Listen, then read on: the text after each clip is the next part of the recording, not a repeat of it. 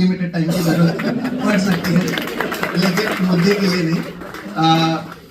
मैं पत्रकार हूँ, बार बार कहा भी गया, और इस देश में ये कहा जाता है कि पत्रकार अब के समय होना किसी गाली से कम नहीं है।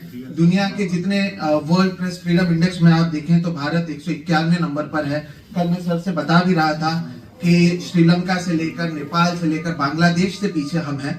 लेकिन उसी समय मैं आपको ये भी बता दूं कि मुझ जैसा एक 33 साल का आदमी अगर केवल सही से पत्रकारिता करे तो सुप्रीम कोर्ट के जज के बाजू में बैठने के भी लिए आप लोगों ने मान सम्मान दिया। इंजीनियर, इंडस्ट्रियलिस्ट, डॉक्टर्स, यूएसए से आए हुए लोगों के आसपास भी बैठने का मान सम्मान दिया।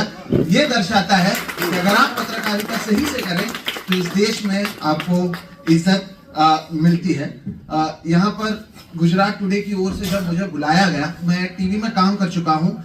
गुजरात एकमात्र ऐसा राज्य होगा इस पूरे देश में जहां पर नेशनल टीवीज के कोई ब्यूरोस मौजूद नहीं है। ऐसे में जब कहा गया कि गुजरात टुडे में आकर करना, मैंने तो पहले चौंका कि अच्छा अभी गुजरात में पत्रकारिता हो रही है।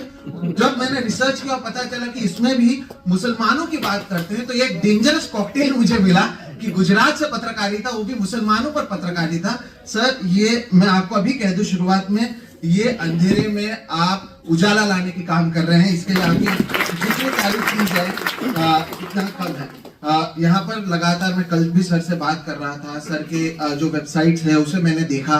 ऐसा पत्रकार आपको जो रिसर्च करना चाहिए वो मैंने किया, और उसमें पता लगा कि आप मोटिवेशन पर भी बात करते हैं, लोकहित मूवमेंट जैसे काम आप कर रहे हैं, मुसलमानों की जहां पर हेट्रेड हो रहा है वो वाली बातें कर रहे हैं जो आज के समय कोई नहीं करता। टीवी को अगर आप देखें तो कहीं हिंदू खतरे में है, कहीं मुसलमान खतरे में है, लेकिन सर सच कहें तो लॉजिक खतरे में सबसे पहले हमारे देश में है, उसके बाद बाकी सारी चीजें जो हैं वो खतरे में है। और लॉजिक को सही करने का कम से कम काम आप करते हुए नजर आ रहे हैं। सर आप जब यहाँ पर बात कर रहे थे, आपने टेक्नोलॉजी की बात की और आपने बताया लोखंडवाला सर कि कैसे टेक्नोलॉजी बढ़ रहा है। जब मैं कहता हूँ कि लॉजिक खतरे में है तो आपको एग्जाम्पल भी देना चाहिए कि हमारा इकलौता ऐसा देश होगा इस पूरे दुनिया में जहां पर हमने 3.5 करोड़ रुपए खर्च किए कि गोबर और गौमूत्र से हम कैंसर की रिसर्च करें। तो सर इसलिए जब मैं कहता हूं कि लॉजिक खतरे में है तो आप समझ सकते हैं कि कैसे ये हो रहा है और क्यों पत्रकारिता की जरूरत है। इकलौता ऐसा देश होगा पूरे दुनिया में जहां पर हाल ही में हमने देखा कि वैष्णो देवी मेडिकल कॉलेज को इसलिए बंद किया गया क्योंकि 50 में से 42 वहां पर जो कैंडिडेट्स या जो डॉक्टर्स की पढ़ाई करने आ रहे थे वो मुसलमान थे। ये जो मुसलमान थे ये रिजर्वेशन से नहीं आए थे, ये टैलेंट से आए थे। इनका वहां पर चयन किया गया था